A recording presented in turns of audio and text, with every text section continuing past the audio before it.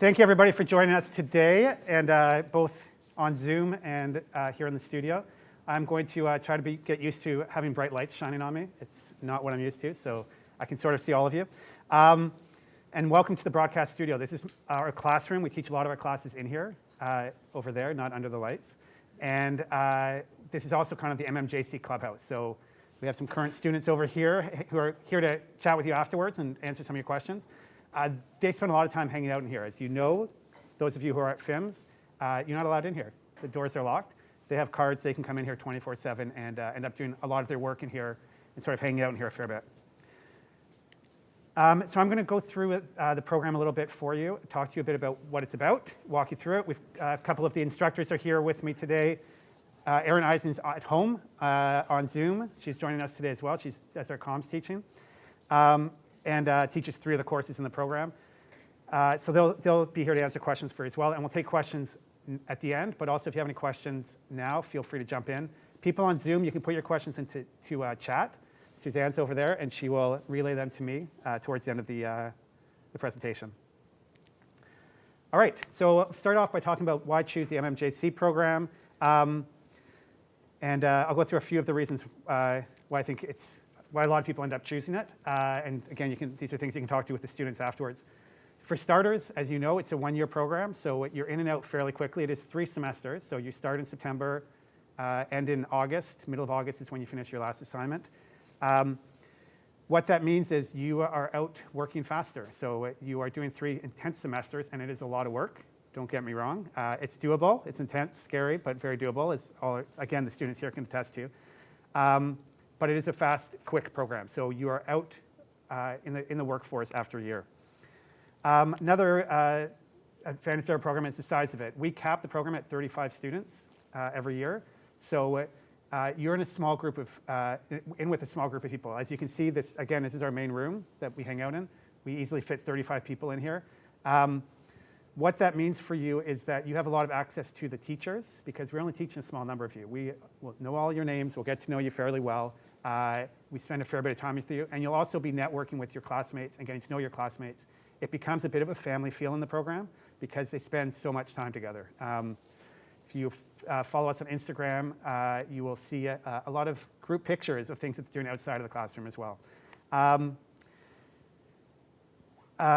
So that's a couple of the advantages. Another one is we keep the program very current. It is, as you know, a very fast-changing industry. Things are switching all the time, both in the communication side and the journalism side. We stay on top of it. We are a small program that's able to pivot quickly to when things change. So I know in Mark Rayner, who I'll introduce in a couple minutes, in his social media course, he has to update it every year. He's changing it to keep current. In my course last year, I teach an advanced video course in the wintertime. Last year was the first time we had TikTok videos. So we're teaching TikTok in it. Erin Eisens will be updating her comms courses frequently too, as changes are happening in that industry as well. So we change with them. And this year we have a podcasting course starting in January. This will be the first time that we've offered that. We used to have an audio storytelling course, but again, the industry has changed so much that it's no longer just audio storytelling for radio, for CBC, for journalism. Podcasting is super important for journalism and communications, and we'll be offering a course that allows you to do storytelling for podcasting in either one of those fields. And our program is also a combination, unlike some undergrad programs or some more college-level programs. We are a lot of practical work, but also a lot of critical thinking. So we will be teaching you ethics. We'll be teaching you theory. We'll be teaching you media law. You will be writing some essays and doing some critical thinking. That is definitely a part of the program. There's more of a large focus on production work in this program. For those of you who are at MIT, you'll probably be happy to hear that. But there is also a fair bit of critical thinking and applying that theory and that knowledge to your assignments. So lots of changes, but at the heart of it, some things never change, and the heart of it all is fundamental storytelling. And that's what you'll learn in this program as well. And that cuts across journalism, it cuts across communications. That doesn't change. What a story is, how to interview somebody, how to put a story together, whatever platform it might be on, how to tell stories, and how to communicate story in a clear, compelling, and professional way. So again, storytelling is at the heart of everything we teach here in the MMJC program. So question most of you are probably thinking, is this a good program for me? Do I fit into it? And am I going to get out of it what I want to get out of it? Our MMJC students, you're going to hear a little bit about the admissions process from Mark and Aaron in a few minutes. We take people from a variety of backgrounds. Sciences, social sciences, arts, humanities. Everybody sort of comes from different places and comes into the program already knowing how to think critically, because you all have university degrees, and ready to sort of operate at a pretty high level. If you're curious, if you like to tell stories, if you enjoy applying theory to practical stories, to production work, and if you want to develop a broad range of communication skills, this is a good program for you. This will be a good fit for you. If all you want to do is write essays in every single one of your courses, like some of you do in MIT, maybe this is not the right program for you, because you will be doing hands-on stuff a lot of the time. You will be doing that critical thinking and that essay writing, that academic work as well. Again, in theory and law classes and ethics, but a lot of the focus will be on production. So if that sounds good to you, you're probably in the right room. So I'm going to walk you through the program a little bit and just show you the 3 semesters briefly. This is on our website if you want to go over it again, but just to talk to you a little bit about it, and you can hear from some of the fall instructors who are here today. So the first course, we teach 5 courses in the fall. I'll just bring them all up. Introduction to journalism. We assume that everybody's starting, some people come to the program with a bit of a journalism background. They might have a comms background. It might be through volunteering somewhere like the Gazette or a student newspaper. It might be through doing some communications internships over the summertime. We assume everybody's starting from the beginning. So we take everybody from ground level and develop your skills from there. And we move pretty quickly, so you won't be bored if you do have a bit of a background in journalism. We'll take you forward pretty quick. So Mark Carney teaches Introduction to Journalism. Do you want to say a few words about your course? Thanks. Yep. Come on up. Yeah, hi, I'm Mark Carney, and I teach the Introduction to Journalism course. And I think the focus really is, it is an introduction. Now, some of you, I also teach in the undergrad. I teach in writing studies. I also teach a journalism class in MIT. So if you were to take any of those, you might come in with a bit of knowledge as to what it is to put a story together. But if you're coming in and you've never done any kind of journalism whatsoever, don't worry. We start at the beginning, and we go through some of the basic things. As Jeremy said, again, the focus is mostly on being able to write stories, to tell stories. And we have, I think it's 5 assignments during the term. You do some news, you go out and interview people, and then you get to do sort of a longer kind of feature stories. There's sort of a range of things that you can do. I try to keep the assignments kind of open-ended, except for maybe the first one, which is a straight news story, and that is that you're the one that essentially decides what you're going to do. Okay, who are you going to go interview? What's the topic? How are you going to go about it? All right, and the reason is that's reflecting what happens in the real journalism world. At times you'll be told by an editor to go cover something, but at a lot of other times it's, are you a self-starter? Can you come up with your own story ideas? Can you go out and put together a story? There are deadlines. I don't think they're really too harsh.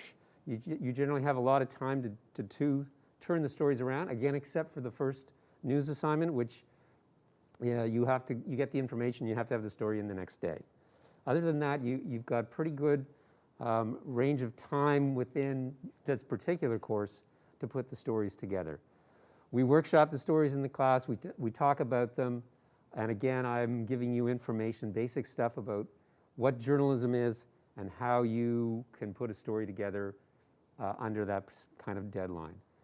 It's, for lack of a better word, it's not audio, it's not video, it's kind of text-based journalism, what we would have called print journalism in the past. But you can bring in elements of video and audio if you want to as part of your stories, but it's not something that I demand. Okay, I think that pretty much covers what this course is, and I'll give it back to Jeremy, and I'll answer any questions you might have. Thanks, Mark. I'm going to introduce Erin Isings, who teaches the Introduction to Communications course. She also teaches a couple courses, comms courses in the wintertime as well. So Erin, I'm hoping we can make this work. Over to you. Can you hear me? Okay, great. Hi, so nice to see everyone today. So yes, I'm excited to be here. I'm actually a grad of this program's predecessor, so it's really exciting to be here today.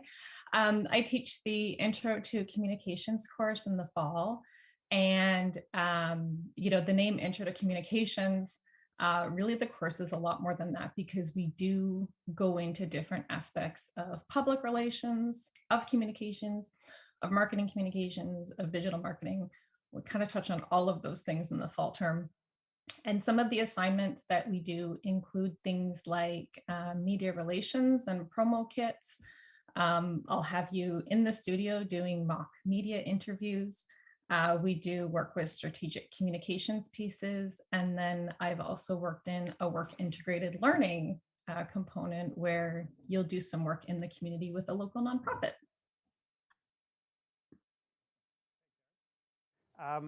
I teach the third course on that list, which is audio and visual storytelling skills. And basically, I'll teach you everything you need to know to tell stories using audio and video. You'll be using our professional cameras. I should have brought one in to show them off. You'll be editing in Avid Edit Suites. Later on in the second semester, you can use software at home and edit on Adobe Premiere. But we will bring you up on sort of very professional level stuff straight away. And we'll hold your hand all the way through that process. But you'll learn how to come up with story ideas, shoot the stories, write the stories, edit the stories, voice the stories, everything you need to know to put a story together. And then Mark Rayner teaches our social media and digital production dojo. Do you want to say a couple words about that course? Thanks. So yeah, like Aaron, I'm a grad of the previous program, though we weren't in the same year. So yeah, I sort of do what Jeremy does, but for digital stuff. So for all the other digital stuff. So we talk about coding, we do content management systems, things you are definitely going to have to do in the field. We cover Photoshop, and then we cover theory around that. So how do we see, how do we perceive images, and then of course we also do social media. So we'll start off by doing the 10 days of Twitter, so you guys can get up to speed on that platform, which you might not be, but it's so important to our industries that you really need to know how to use it. Yeah, and we have some guest speakers that talk about some of the other social media. And yes, I feel like I'm falling behind on the TikTok thing because my phone isn't powerful enough to run TikTok, so I can't use it. So yeah, I'm trying constantly to keep the thing up to date. And if you guys have questions, I'm happy to answer them. Thanks. And then the fifth course on the list there, Doing Democracy Right or Doing Right by Democracy, Ethics, Critical Theory, and the Public Right to Know. That course is our theory course and our ethics course, and it will really challenge you to see the world in a different way. I see if you notice the current students over there nodding their heads, your mind will be open to pretty much every week. There's a little bit of heavy theory that you'll get at the beginning of it, which some of you may have done already at MIT. And then there's a lot of sort of, I don't know if one of you wants to try to describe the course. Yeah. Yeah, so you're forced to kind of think outside the box a little bit, kind of get uncomfortable, but it's a really safe environment for you to do so. We talk about kind of how the media can do certain marginalized groups and certain individuals super wrong, and how we can kind of fix that as the next generation of journalists. Thanks. Okay. So those are the fall semester. I should have mentioned off the top, when you join the MMJC program, everybody takes these 5 courses. You do not have a choice. We want you to have a foundation, and I'll be starting with a solid foundation. So first semester, you take the same 5 courses. It's a great way for you to get to know your professors and also each other, because you're in the same classes 5 days of the week. The winter, which we're coming up to soon, our current students will be choosing their courses next week. Everybody takes an information and media law course, so you learn what you need to know to go out and operate in communications and in journalism on the legal front. You have to choose 1 out of 2 courses after that. So it's an advanced journalism course, basically, or an advanced comms course. And some people choose to take both of those. You can choose one as an elective, but you'll have to take one of those 2 courses depending on what you want to focus on more. So second semester, the winter semester, you can start, if you know you're interested in journalism, you can focus on journalism more. If you know you're interested in communications, you can take more courses to focus there. Or you can split both. And I'd say usually at the beginning of the program, about 1/3 of the students know they're more interested in journalism, 1/3 know that they're more interested in communications, and 1/3 either interested in both or aren't sure which one of the 2 they want to go into. So those would be 2 of your 5 courses, and then you get 3 electives to choose from. And These are the electives that are up there for this year, for this winter, that current students will be choosing from. They're different every year, but there's a fair bit of consistency as well. So this year we will have an advanced video course with me called Shoot for the Heart. And that is teaching you how to tell stories in more depth, more compelling, more engaging for video, either in communications or journalism. And you can focus on either one of those in that course, because at the heart of it is good storytelling, interviewing, telling stories about people, making people care about issues. Sheila Hannon will be teaching copy editing, which is a course that's good for, again, if you're interested in communications or journalism, knowing how to copy edit. It's a really important skill. If you're interested in many businesses, it's a really important skill to have, many professions. Again, I mentioned before, we're going to have a podcasting course for the first time in this program, a strictly podcasting course, as an MMJC course. And that will be, again, focusing on journalism and communication, storytelling for both of those, and you can do either one in that course. What you'll be learning is relevant for both. And podcasting and communications is becoming bigger and bigger and bigger. I probably don't have to tell you that, young people and people who are listening to podcasting a lot, although everybody is. We have a Mastering Strategic and Digital Communications and Initiatives. It's taught by John Munn. I think this is his 4th year teaching that course. And that looks at, that's more of a communications-focused course and looks at newer ways of storytelling and marketing through digital communications. Professional Writing is Aaron's course, and Aaron, who will also teach the Advanced Communications course. Aaron, do you want to say a few words about that, or do you want to just leave that? Oh, I can just say quickly, I think, okay, so I might be biased, but I think it's one of the most creative courses in the program. We have a lot of fun. We do a lot of work around all sorts of different types of writing. And we also look at using InDesign. Thanks, Aaron. And then the Features, Opinions, and Specializations. That's a course that leans towards journalism, but is very relevant for people in communications as well. You're learning how to write strong editorials, which is important if you're in comms too. If you want to write to a publication and get your point of view across. And Larry brings in a lot of guest speakers into his course, and a lot of them are actually spokespeople for different organizations. So if you're covering the courts, he'll bring somebody who works in communications for the courts. Covering the police, you'll be hearing from somebody who works in communications for the police department. So again, there's a lot of crossover between those. There's 3 other courses I'm going to mention briefly that aren't up on that list. These are all new courses. So this year, one course isn't new, Misinformation and Viral Deception. That's a FIMS-wide course. So there's a couple of courses that you can take at FIMS that are grad level courses. You can take any course, grad level course at FIMS that you can get into. There's 2 that are kind of focused well for our program. So Misinformation and Viral Deception, that looks at fake news. And there's one that's being taught by our Asper Fellow this year. We bring in somebody new every year. It's a 1-year placement as a fellowship. So Angela Sterrett is a award-winning Vancouver-based journalist and author. And she's teaching a course called Decolonization, Reciprocity, and Healing. That's just this year. So for your year, that won't be there, but there'll be a new Asper Fellow who will come in and probably teach a course in the program. What we will have different for next year is FIMS has hired a couple of new professors, and one of them is Sally Kiwayosh. She'll be teaching a course by, for, and about telling stories with and from the margins. And that's sort of a course that will be an elective next year, but we are hoping to make it a required course for the program because we feel it's so important for people to learn about how to tell stories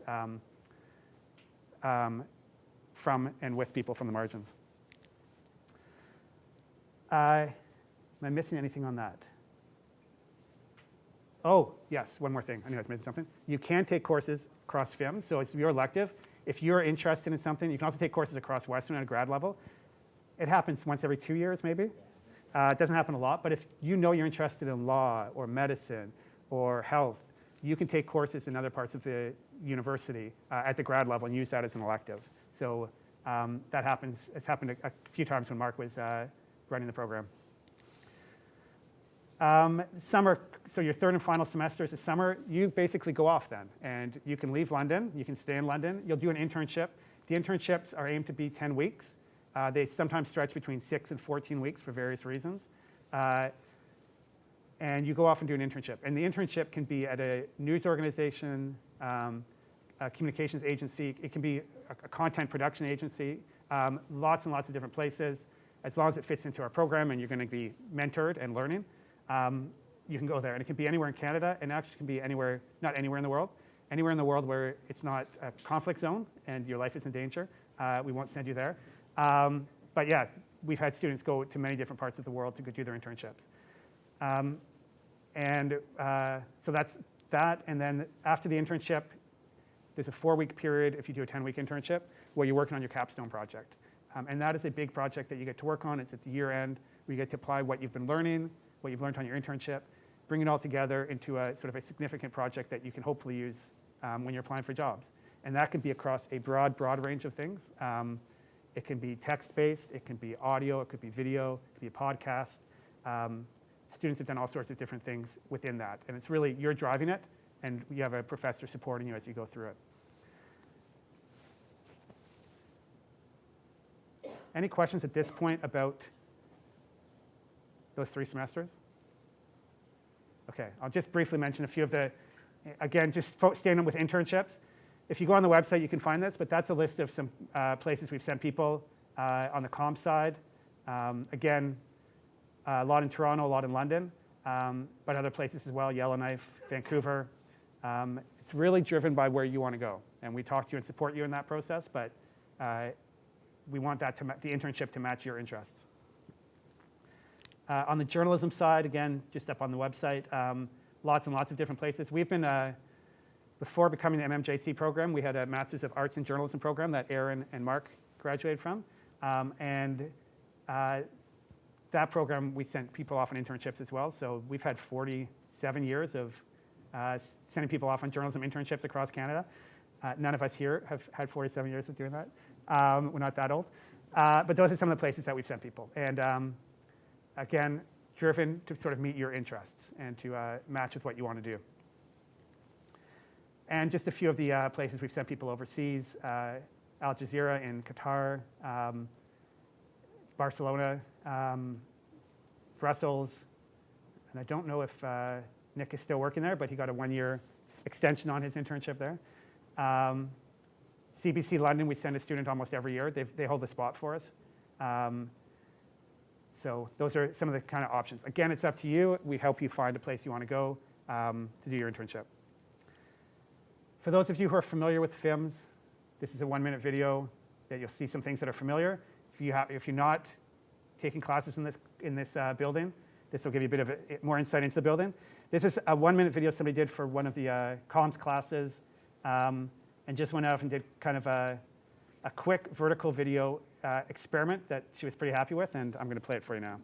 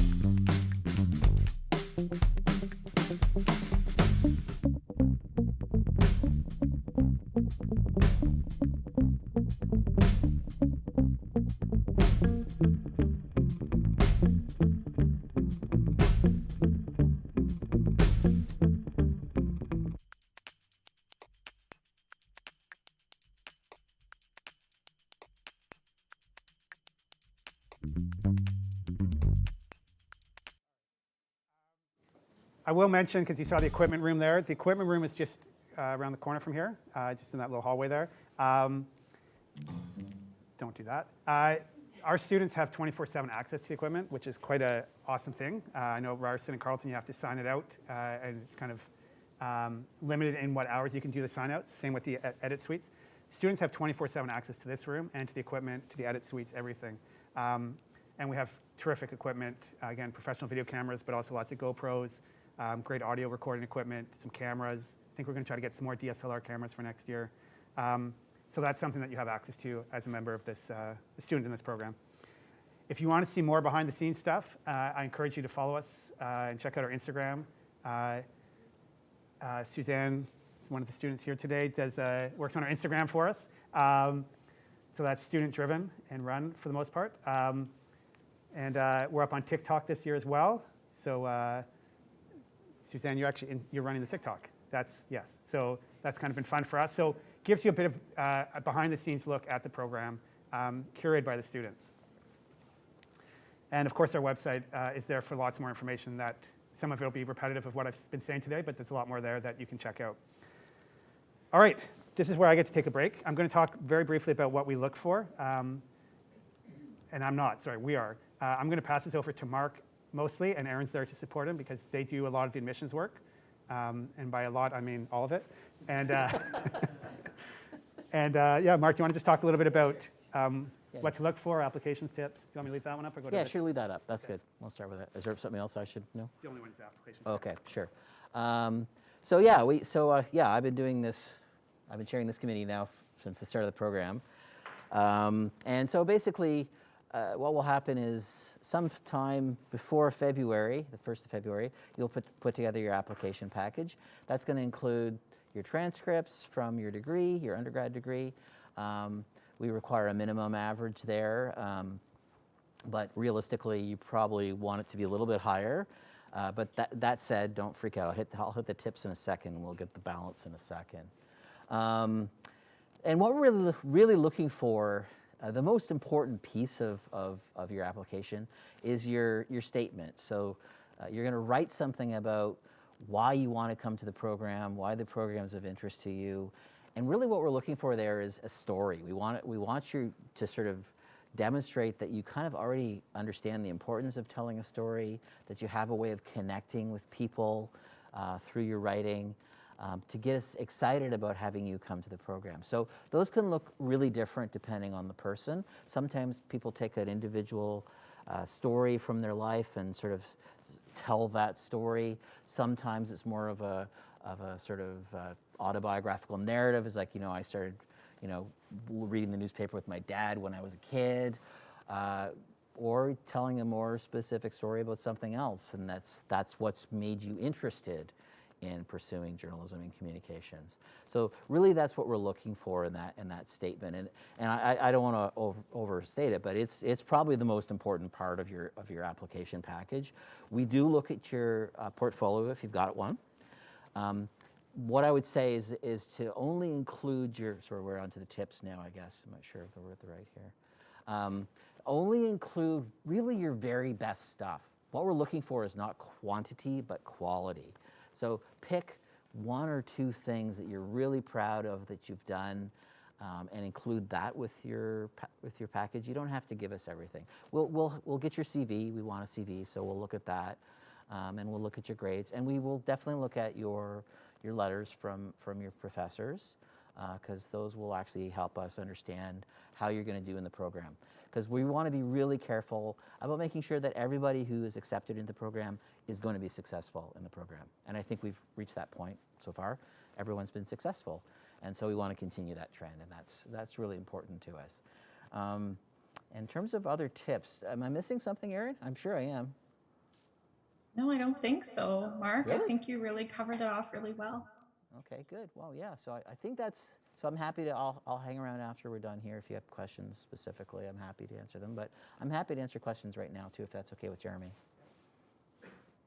time-wise. Application tips about the application process? For your references, do they have to be all academic, or can some be professional? I'll tell you honestly, they don't have to be, but I would at least include 2 academic references. You can include, so if you've done some work in the field already, like journalism or communications, or even digital content work or social media work, then yeah, include something from your boss or your supervisor. But we really do need to see 2 academic references, because this is a master's program, right? So that's important to us as well. We want to make sure that you're going to be successful with sort of higher level, theory part of the course as well. We're very production heavy, but we do have theory as well, because it's a master's degree. And that master's degree is so valuable. I'm sure Jeremy will talk about that in a second. Yeah, at the back there. Are there any courses in our undergrad that will help our application? Like any courses we can take? That's a good question. I don't think there are specific courses because we actually are quite interested in having people come from a variety of backgrounds. So it's almost the opposite. It's almost like we wanted to see people coming from all kinds of different, diverse backgrounds. And so, yeah, we don't really look at the individual courses so much as we look at the degree and how you did in the degree, like how you managed academically. So that's a good question. Yeah, no, I don't think it really matters what specific courses are in your program. As long as you took a 4-year degree and you did well, that's a check mark from us. That's all we care about. Other questions? Yeah. So you talked about some of the tips. So what is something you do not like look for in an application? Like something which is probably common, like a lot of students do include that, but that's like not very important, but it's, you know, extracurriculars or something like that. Well, so I think on the extracurricular side, what matters, I think, is some demonstration that you've always had an interest in this area, these kinds of industries, so that you've maybe done some, volunteer communications work, or maybe you worked at the student newspaper. But I don't want to overstate that because we have lots of people who apply to the program who've just only now discovered they're interested in this. And they apply to the program and they write a really good statement and their grades are good. And we're like, yeah, let's bring them in. They're interested, so that's all we need right now. But maybe your grades are a little bit lower than you would have liked because, you edited the arts paper. I'm talking about myself here. I directed plays and edited an arts paper. And yeah, my grades kind of suffered a little bit. But luckily, back then the program also cared about like sort of the diversity of experience that people had. So, yeah, so it matters, but really not as much as your grades and your essay. Other thoughts? Yeah. Just one second. Carolina. Wait a minute, you're already in the program. What? I know, What? I just want people to know the answer for this because it was a question I had. But does the level of instructor or professor that you use as a reference matter for your application process? Ooh, that's a really good question. I don't think for this program it does. So I think as long as the lecturer has something to say about how you did in their class, or the professor, it doesn't really matter to us. Is that fair to say, Erin? Maybe Yeah, she's not sorry, here. Mark, I missed the first part of the question. So, do we care about the level of the instructor who's giving the reference, like lecturer versus full-time tenured professor? No, I was someone who worked as a part-time instructor for many years, so. Yeah, we're both in that position too. Neither of us are tenured, so actually, it doesn't matter for our program. But I will say, for those of you who are applying to other academic programs, you might want to consider that. That actually might be a question you could ask of other programs. If you're applying to a theory-based program, they might actually care more about who your references are from. But from us, it doesn't matter. Question. Very insightful question. You can tell she's a master's student. Other things you're wondering? So if you have something else you want to ask me, feel free after we're done here. Thanks. That's fine.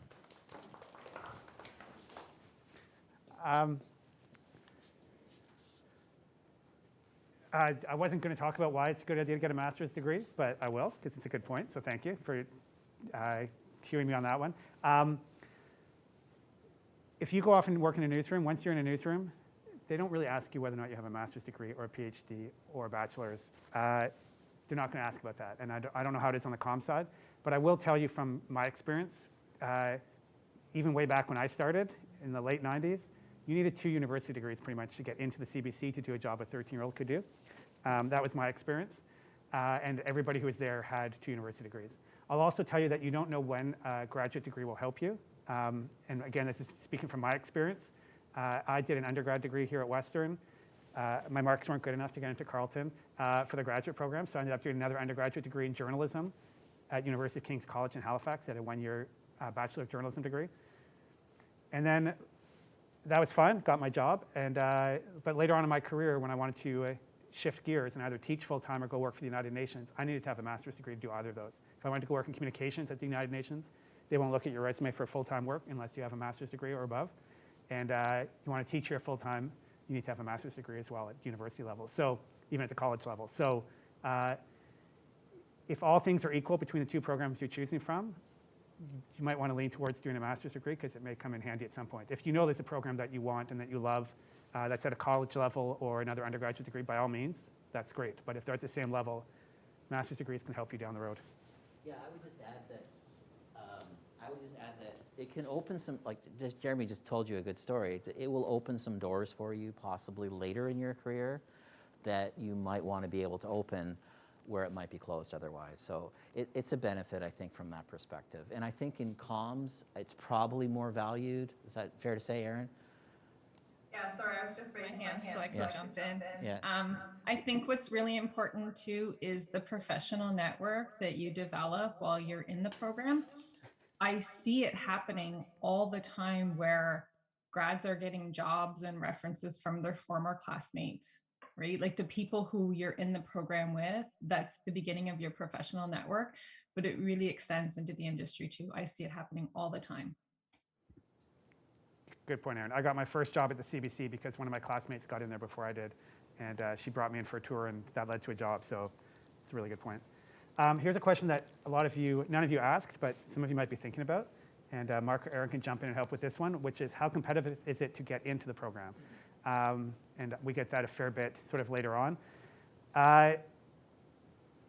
It is competitive to get into the program, but like you heard, we take a whole bunch of different backgrounds, and just because your marks aren't super high, if you have other interesting experience, apply to the program. There's a good chance Erin and Mark are going to see something in you and let you in. If you have a great admission essay, that can carry you over as well. And if you have some good experience in other places, that can work for you as well. And if you don't have that experience, it's fine. If you've got really good marks, that will carry you a long way as well. They'll be looking for that too. So for sure, you won't get in if you don't apply. We know that.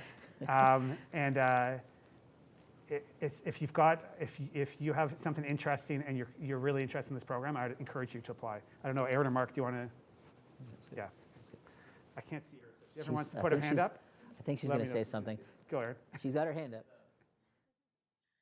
Yeah, sorry. I think the other thing that I would say is, I know in a lot of programs, there's a really heavy emphasis on average. And, while yes, grades are important, we do also look at, if you've been adventurous in the courses that you're taking, and maybe you've got a 50 in a math course that's brought down your overall average, that's something that, we consider that, you're likely not going to use math so much in our program. But certainly, I'm telling you this just that we consider the overall package.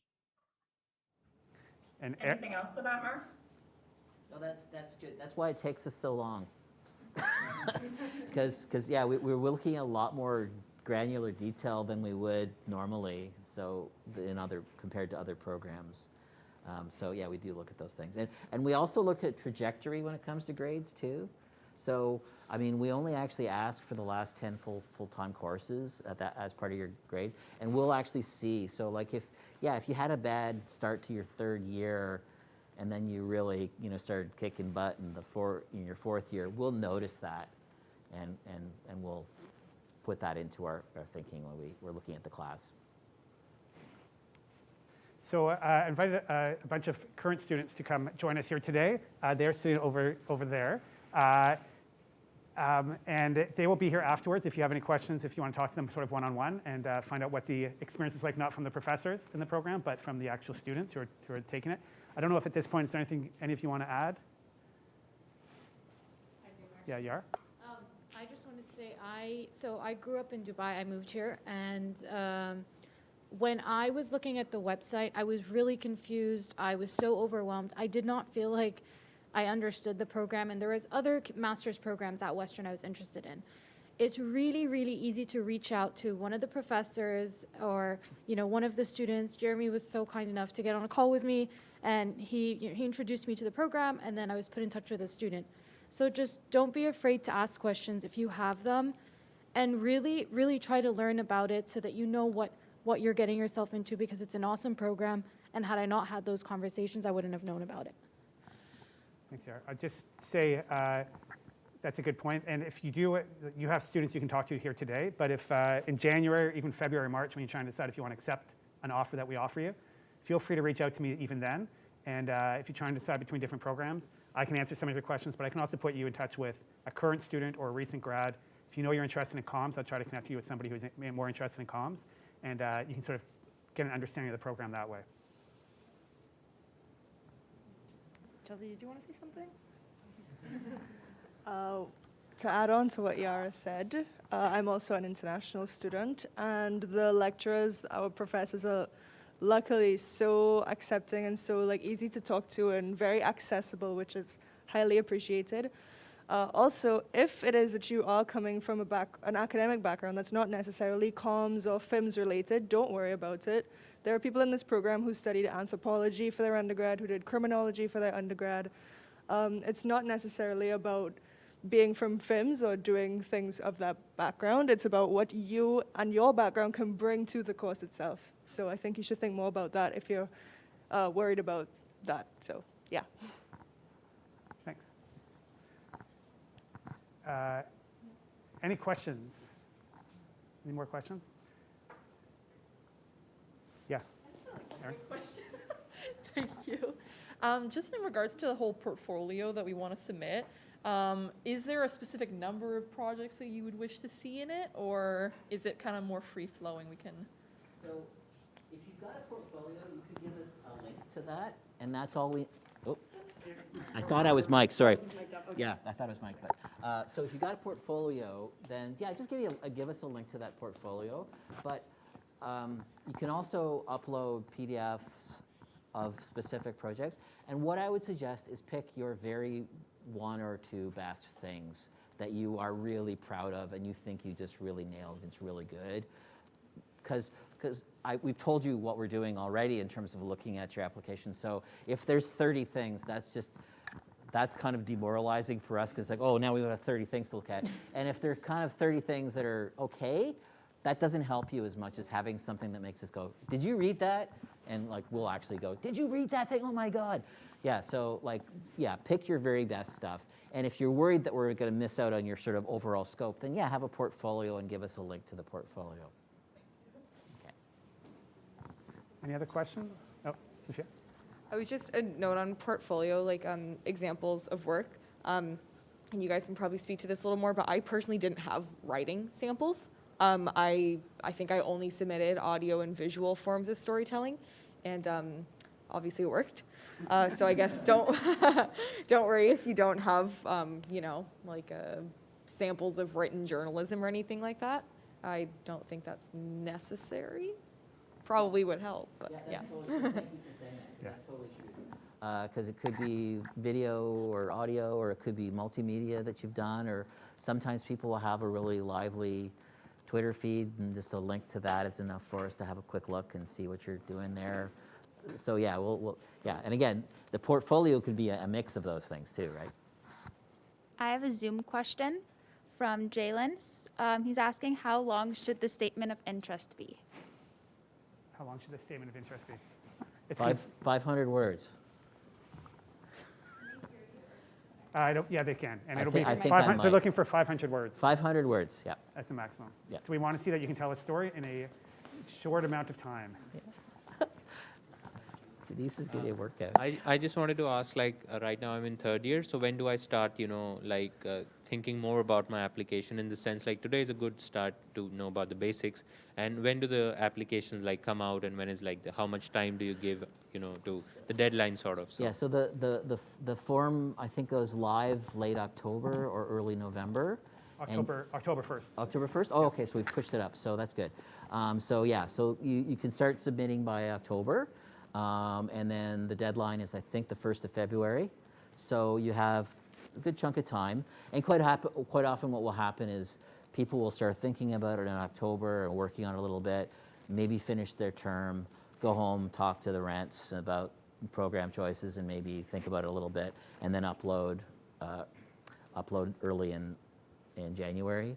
And of course, this is a journalism and communications program, so people are inclined to be motivated by deadlines.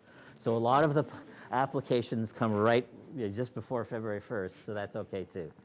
But early is great, actually. Early is helpful for Aaron and me, because then we can start to look at them earlier and not have as much of a time crunch. Okay, I'm going to wrap it up there. It's just we have a class starting here at 1:30, because this is a classroom, and they will be in class. But I do want to give us time so you can mingle, talk to any of the teachers who are here, except, well, yeah, Mark Carney can talk to you for a few more minutes, and then he's going to be setting up for class because he's teaching. And the students are here as well. If you want us to give you a little tour around, we can show you a bit more of the space. Happy to do that as well. Suzanne, any other questions on Zoom, or are we good? Okay, so thank you everybody for coming to join and to hear us talk today about the open house. Appreciate it, and stick around if you'd like.